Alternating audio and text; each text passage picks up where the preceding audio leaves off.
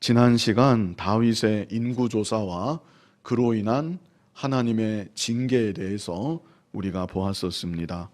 다윗이 인구조사를 했던 것, 거기에는 다윗의 죄성으로 인한 그 면이 분명히 있었습니다.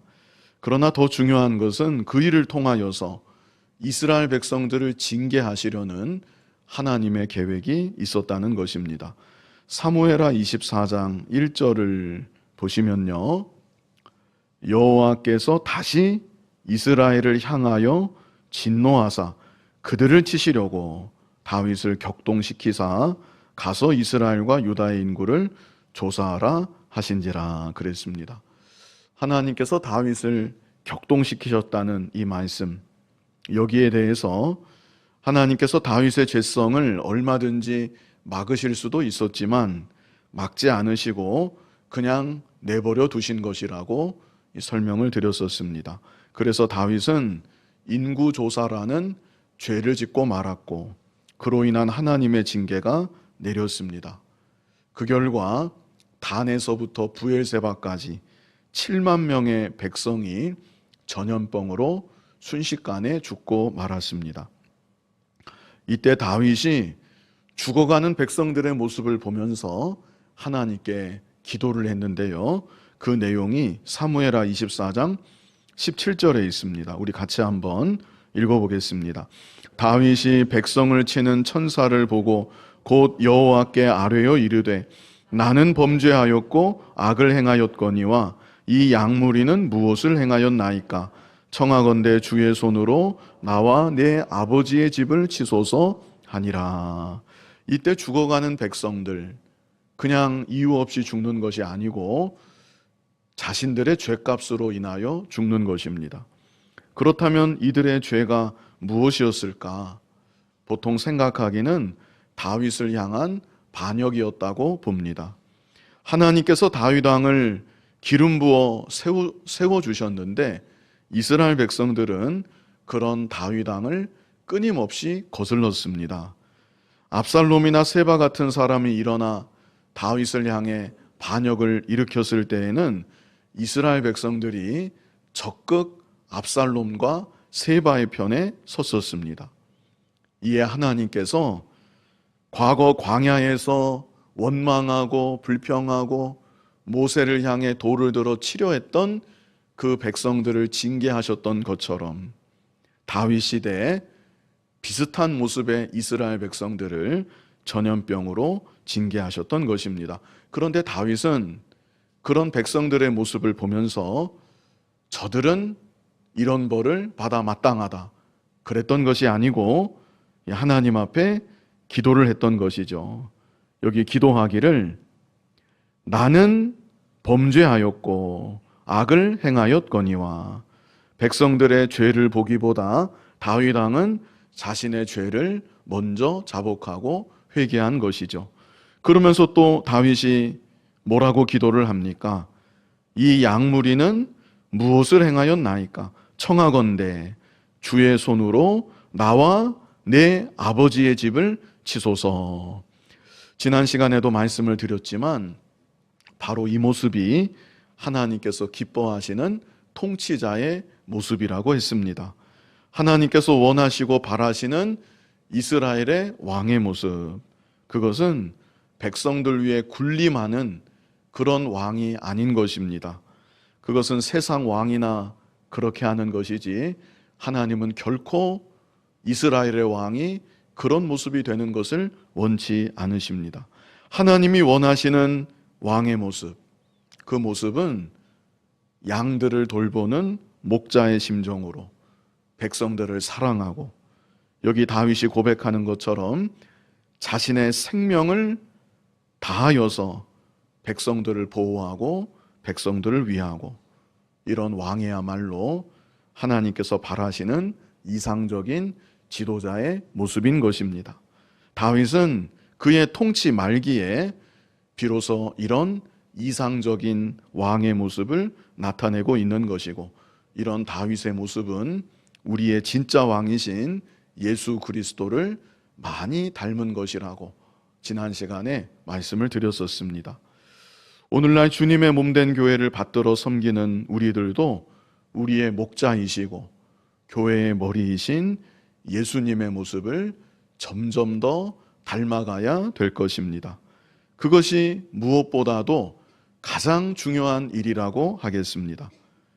일을 잘하는 거, 그것도 물론 중요하다면 중요할 것입니다. 빈틈없이 실수 없이 맡겨진 일들을 잘 이루어 나아가는 것, 그것도 나름 중요하겠지만 그보다 더 중요한 것은 우리 자신이 예수님을 실제 닮아가는 것이고 우리의 마음이 예수님의 마음을 점점 더 품는 것입니다.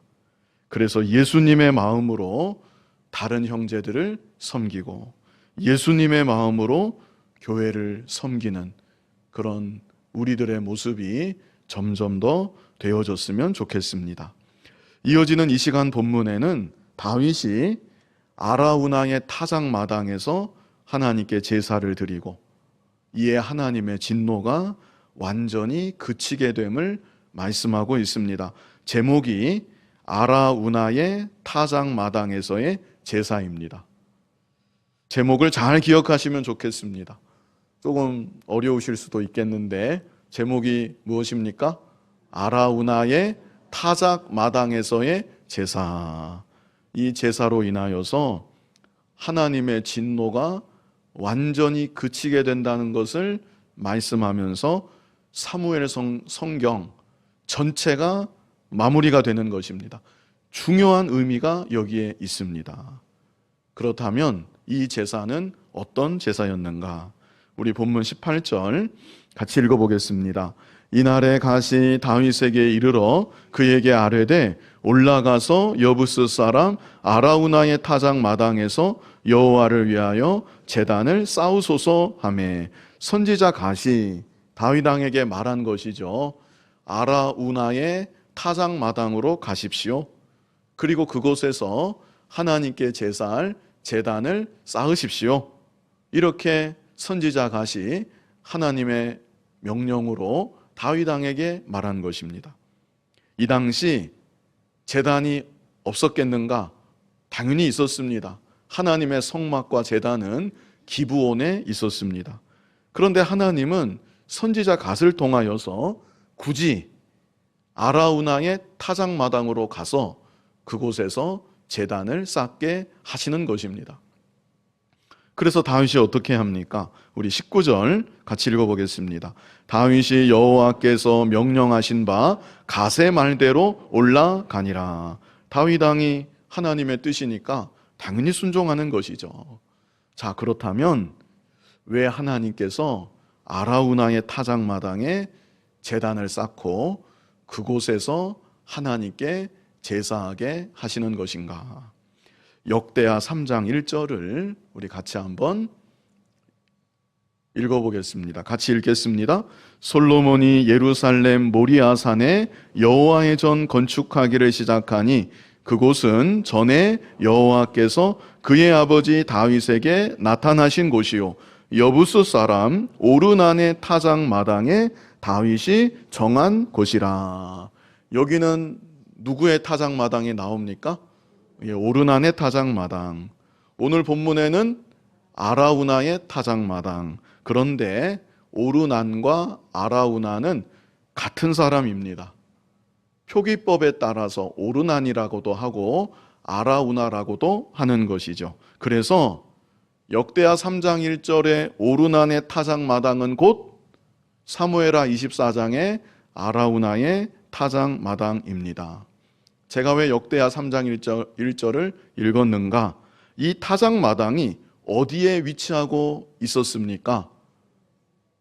모리아산에 위치하고 있었다고 여기 역대하 3장 1절에 나와 있죠. 그리고 여기에 솔로몬의 성전이 이 타작마당 자리에 또한 들어서게 되는 것입니다.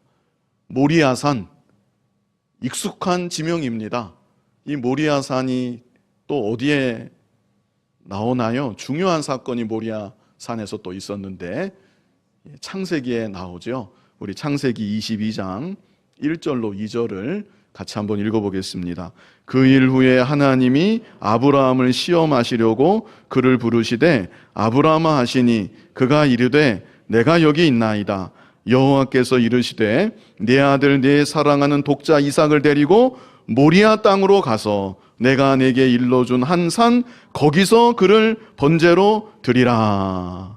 그래서 아라우나의 타작마당은 모리아산에 있고, 모리아산은 어떤 장소였는가? 하나님께서 아브라함으로 하여금 독자 이삭을 바치게 했던 장소, 그 장소가 바로 모리아산이고 아라우나의 타작마당이었다는 것입니다. 그런데 하나님께서는 결국 어떻게 하셨습니까? 이삭을 제물로 받으셨나요? 그렇지 않으시고 이삭 대신에 미리 하나님께서 속죄 제물을 준비해 두셨다가 그 속죄 제물로 제사를 드리도록 하셨습니다. 창세기 22장 13절 우리 같이 한번 읽어보겠습니다.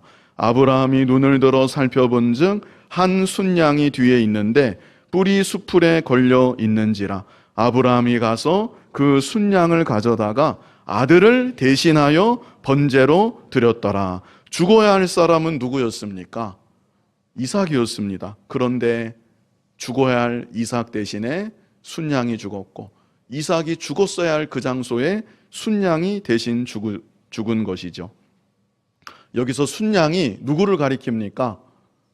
장차 대속의 제물로 이 땅에 오실 예수 그리스도를 가리키고 있는 것이죠. 그런데 하나님은 다윗에게 바로 이 장소로 가서 백성들의 죄를 속죄하는 속죄 제사를 드리도록 하신 것입니다. 구약의 모든 제사가 장차 오실 예수 그리스도를 바라보게 하는 제사이죠. 그런데 특별히 모리아산에서 믿음의 조상 아브라함이 하나님께서 예비하신 속죄 제물을 이삭 대신 바친 것, 이것은 장차 대속의 제물로 오실 예수 그리스도를 더욱 분명하게 바라보게 하는 너무나도 중요한 사건이었던 것이죠. 그래서 아라우나의 타작마당에서의 제사, 이 제사는 어떤 제사였는가? 장차 대속의 제물로 이 땅에 오실 예수 그리스도를 더욱 분명히 바라보게 하는 제사였습니다. 여기에 중요한 의미가 있습니다. 장차 대속의 제물로 이 땅에 오실 예수 그리스도를 더욱 분명히 바라보게 하는 제사, 이 제사로 사무엘 성경의 대단원이 마무리가 되는 것이죠. 우리 본문으로 돌아가서 본문 20절 같이 읽어보겠습니다. 아라우나가 바라보다가 왕과 그의 부하들이 자기를 향하여 건너옴을 보고 나가서 왕 앞에서 얼굴을 땅에 대고 절하며, 아라우나가 이렇게 보았더니 다윗 왕과 부하들이 자기 있는 처소를 향해 올라오는 것입니다. 그래서 왕 앞에서 얼굴을 땅에 대고 절하였다는 것이죠. 그러면서 말합니다. 21절 같이 읽어보겠습니다. 이르되 어찌하여 내 주 왕께서 종에게 임하시나이까 하니 다윗이 이르되 내게서 타작마당을 사서 여호와께 제단을 쌓아 백성에게 내리는 재앙을 그치게 하려 함이라 하는지라. 자, 여기에서도 하나님의 놀라운 섭리를 우리가 생각할 수 있습니다. 만약에 이 타작마당이 이스라엘 백성의 소유였다고 하면 다윗은 이 타작마당을 살 수가 없습니다. 돈을 아무리 많이 지불한다 할지라도, 다윗이 이스라엘의 왕이라 할지라도 타작마당을 살래야 살 수가 없습니다. 왜 그렇습니까? 이스라엘의 모든 땅은 하나님의 기업이기 때문에 그렇습니다. 그래서 아합 왕이 그 나봇의 포도원을 보고 탐냈는데 어찌하지 못하고 끙끙 앓았던 그런 일도 있었죠. 이스라엘에서 땅은 사고 팔 수 있는 그런 매물이 절대 아닙니다. 혹 가난해서 어쩔 수 없이 땅이 팔리게 되었을지라도 그 땅은 결국에 희년이 되면 원주인에게로 다 돌아가게 되어 있습니다. 그런데 과거 믿음의 조상 아브라함이 이삭을 바치려고 했던 이곳은 하나님의 섭리 가운데 이스라엘 사람이 아닌, 여기 시작하면서 나왔죠? 어디 사람이라 그랬습니까? 여부스 사람이라고 했습니다. 이스라엘 사람이 아닌 여부스 사람 아라우나의 소유로 되어 있었던 것입니다. 그러므로 다윗이 이 타작마당을 살 수가 있는 것이죠. 다윗이 사기만 하면 이것은 영구히 다윗 왕가의 소유가 될 수 있는 것이고, 그래서 장차 이곳에 솔로몬의 성전도 세워질 수 있게 되었던 것이죠. 하나님의 섭리하심이 참 오묘하시다는 것을 우리가 또한 볼 수 있습니다. 그래서 여기 21절에서도 다윗이 서슴없이 말할 수 있습니다. 내가 너의 타작마당을 사고자 한다. 그리고 그곳에 제단을 쌓아 제사를 하고 하나님의 진노의 재앙을 그치게 하려고 한다. 다윗이 이렇게 말했습니다. 그랬더니 아라우나가 뭐라고 하는가? 우리 22절 같이 읽어보겠습니다. 아라우나가 다윗에게 아뢰되 원하건대 내 주 왕은 좋게 여기시는 대로 취하여 드리소서. 번제에 대하여는 소가 있고 뗄 나무에 대하여는 마당질하는 도구와 소의 멍에가 있나이다. 아라우나가 믿음이 있습니다.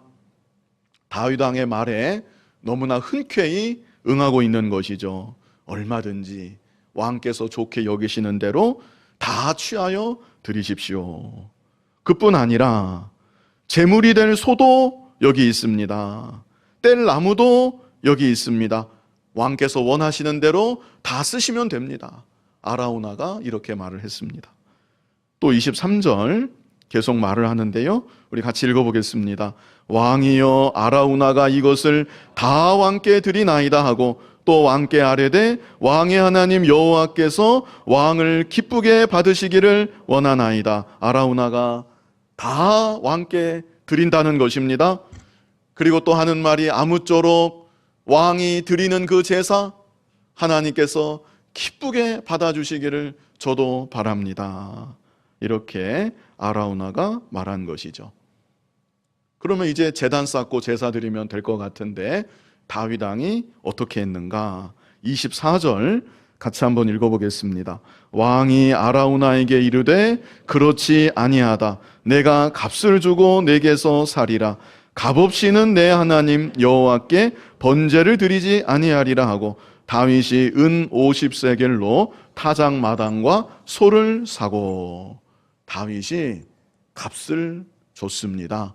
아라우나는 그냥 쓰시라고 했지만 다윗은 값을 주고 아라우나의 타작마당을 완전히 샀던 것입니다. 얼마에 샀습니까? 은 50세겔. 이 세겔이라는 것은 무게를 측정하는 단위인데요, 11.4g입니다. 한 세겔이 11.4g. 그러면 50세겔은 몇 g일까요? 50 곱하기 11.4, 570g입니다. 자, 무게로는 그렇고요. 오늘날 좀 시세로 환산을 해보면 은 한 세겔은요, 노동자의 4일치 품삯에 해당했습니다. 은 50세겔이니까 며칠치 품삯입니까? 4, 5, 22죠? 200일치 품삯. 그러면 한 얼마 정도 될까요? 한 10만 원씩 잡으면 오늘날 2천만 원에, 뭐 정확한 것은 아니지만 그냥 어림 잡아서 한 2천만 원 정도에 해당하는 값이다. 우리가 생각해 볼 수 있겠습니다. 그래서 적은 비용은 아닌 것이죠. 다윗이 이 정도의 금액을 지불하고 아라우나의 타작마당을 샀던 것입니다. 그런데 이 정도만 지불한 게 아니었습니다. 여기 사무엘하 24장 24절에는 여기까지 말씀하고 끝맺음하고 있는데요, 역대상 21장 24절을 한번 우리 같이 읽어보겠습니다. 예, 같이 읽겠습니다. 다윗 왕이 오르난에게 이르되 그렇지 아니하다. 내가 반드시 상당한 값으로 사리라. 내가 여호와께 드리려고 네 물건을 빼앗지 아니하겠고 값없이는 번제를 드리지도 아니하리라 하니라. 자, 그리고 나서 이제 다윗이 얼마를 지불했는지 25절에 나옵니다. 우리 25절 같이 읽어보겠습니다. 그리하여 다윗은 그 턱값으로 금 600세겔을 달아 오르난에게 주고. 여기서는 얼마를 줬대요? 금 600세겔. 우리가 얼핏 생각해도 은 50세겔하고 금 600세겔은 어마어마한 차이가 있겠죠. 여기 중요한 것은 턱값이라고 했습니다. 사무엘하 24장에서 다윗이 산 것은 제단을 쌓을 그 정도의 그 장소, 그것을 샀다는 그런 뜻이고요.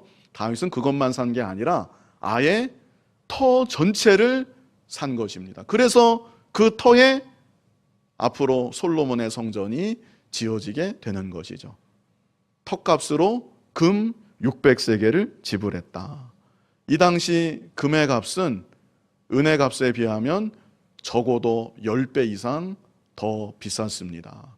10배만 잡는다고 하면 은 50세겔이 2천만 원이었죠. 10배 잡으면 금 50세겔은 2억이죠. 2천 곱하기 10 하면 2억. 그런데 금 600세겔이니까 거기다가 11을 곱하면 24억. 이건 뭐 그냥 최소한으로 어림잡은 것이고요. 자, 중요한 것은 다윗이 이 금액을 국고에서 지불한 게 아닙니다. 자신의 사비에서 백성들의 죄를 속죄하기 위해 이만한 금액을 지불했던 것입니다. 그래서 다윗은 지금까지도 제사를 드리기 위해서 나름 값을 치렀겠는데 지금까지 드렸던 제사와는 비교조차 되지 않는 더 많은 값을, 최고의 값을 이 제사를 위해 지불했다는 것을 우리가 알 수 있습니다. 아라우나의 타작마당에서의 제사, 이 제사는 어떤 제사였는가? 먼저는 장차 이 땅에 대속의 제물로 오실 예수 그리스도를 더욱 분명히 바라보게 하는 제사였다. 그리고 또 한 가지는요, 이 제사는 최고의 값이 드려지는 제사였다는 것입니다. 최고의 값이 지불되어 드려지는 제사. 장차 이 땅에 대속의 제물로 오실 예수님, 예수님의 보혈의 값이 어느 정도 가치가 있겠습니까? 20억? 30억? 그 정도가 아니죠. 하나님의 하나뿐인 독생자, 천하보다 더 귀한 예수님의 피값으로 저와 여러분의 죄를 대속하여 주신다는 것을 이 말씀을 통해 우리에게 생각하게 하는 것입니다.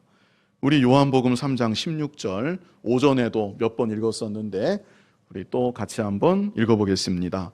하나님이 세상을 이처럼 사랑하사 독생자를 주셨으니 이는 그를 믿는 자마다 멸망하지 않고 영생을 얻게 하려 하심이라. 하나님이 우리들을 너무나도 사랑하셔서 독생자를 아낌없이 주셨다. 귀한 하나님의 아들 예수 그리스도를 우리를 위해 보내주셨다는 것입니다. 베드로전서 1장 18절로 19절 같이 한번 읽어보겠습니다.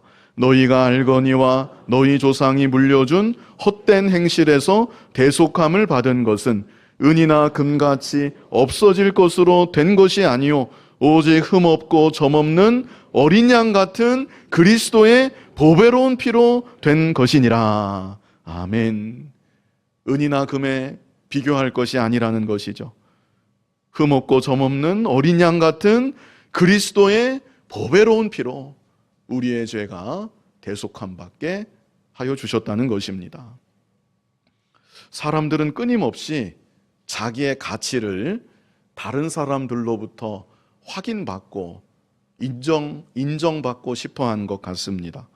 그래서 오늘날 특별히 자기 외모를 더 돋보이도록 그렇게 가꾸려는 것 같고요. 뭐 성형이나 시술도 그 어느 때보다 더 많은 이때인 것 같고, 자기가 잘하는 것이 있으면 그것을 어떻게 해서든지 잘 포장해서 그럴듯하게 다른 사람들 앞에 나타내 보이려고 하고, 심지어는 좋은 차를 산다든지 아니면 좋은 옷을 입는다든지 그런 식으로 좀 자기의 가치가 다른 사람들에게 인정받기를 너무나도 갈망하는 그런 시대가 이 시대가 아닌가 생각이 듭니다. 그런데 우리들은 예수 그리스도의 보배로운 피로 그 귀한 값으로 구원받은 존귀한 하나님의 자녀라는 것, 이 사실을 우리가 좀 깊이 생각하고 깨달으면 좋겠습니다. 그래서 주님 안에서 이 세상과는 다른 건강한 자존감이 먼저는 우리 자신에게 있어야 될 것이고, 그리고 더 나아가서 다른 사람을 바라볼 때에도 그 사람의 외모나 재물이나 직업이나 이런 세상적인 기준을 가지고 판단하고 차별하는 것이 아니라 주님의 보배로운 피로 값주고 산 존귀한 형제 자매로 귀하게 여기고 또 사랑할 수 있는 저와 여러분이 점점 더 되었으면 좋겠습니다. 우리 본문으로 돌아가서 본문 25절 같이 읽어보겠습니다. 그곳에서 여호와를 위하여 제단을 쌓고 번제와 화목제를 드렸더니 이에 여호와께서 그 땅을 위한 기도를 들으심에 이스라엘에게 내리는 재앙이 그쳤더라. 이렇게 우리 사무엘상 1장부터 여기까지 왔는데요. 사무엘 성경 전체가 이렇게 마무리가 되는 것이죠. 무엇으로 마무리가 되는 것인가? 예수님을 많이 닮아간 이상적인 통치자 다윗 왕의 모습을 보여줌으로 사무엘 성경 전체가 마무리가 되는 것이고, 그리고 그런 다윗 왕을 통한 아라우나의 타작 마당에서의 제사를 끝으로 대단원의 막이 내리는 것입니다. 아라우나의 타작 마당, 이곳은 어떤 곳이었습니까? 과거 믿음의 조상 아브라함이 독자 이삭을 바치려고 했던 장소였습니다. 그리고 이곳에서 하나님은 이삭을 대신할 속죄 제물을 미리 준비해 두셨고, 그 준비해 두신 속죄 제물을 이삭 대신 받으셨습니다. 이곳에서 다윗이 백성들을 속죄하는 속죄 제사를 하나님께 드린 것이고, 바로 이곳에 솔로몬의 성전이 또한 세워지게 되는 것입니다. 그래서 아라우나의 타작 마당에서의 제사, 이 제사는 어떤 제사였는가? 간단히 두 가지로 우리 정리해 보았는데요. 먼저 첫 번째는 장차 이 땅에 대속의 제물로 오실 예수 그리스도를 더욱 분명히 바라보게 하는 제사였다. 이게 사무엘의 마지막입니다. 장차 오실 예수 그리스도를 어느 성경의 어느 부분보다 더 분명하게 바라보게 하면서 사무엘 성경 전체가 마무리가 되고 있는 것이고, 그 예수 그리스도의 대속의 피값은 최고의 값이었다. 지불될 수 있는 최고의 값이 드려지는 제사였다. 이렇게 이 사무엘 성경이 마무리가 되는 것입니다. 나의 죄를 대속하시기 위해 예수 그리스도께서 이 땅에 오셨고, 천하보다 더 귀한 희생의 값으로 나를 구속하사 하나님의 존귀한 자녀가 되게 하여 주셨다는 것, 우리가 이 사실을 바로 알아서 그 은혜에 감사해야 되겠고, 참으로 존귀한 하나님의 자녀로 이 세상 가운데 구별된 모습으로 거룩하게 살아갈 뿐 아니라 다른 사람들을 대할 때에도 주님의 보혈로 구속받은 형제들을 귀하게 여기고 차별 없이 사랑할 수 있는 그런 저와 여러분 되어지기를 간절히 바랍니다. 거룩하신 아버지 하나님, 죄값으로 죽을 수밖에 없었고 하나님과 원수되었던 우리를 대속하시기 위하여 예수 그리스도께서 이 땅에 오셨고, 예수 그리스도의 보혈의 그 귀한 피값으로 우리를 구속하여 하나님의 자녀가 되게 하신 크신 은혜와 사랑을 감사합니다.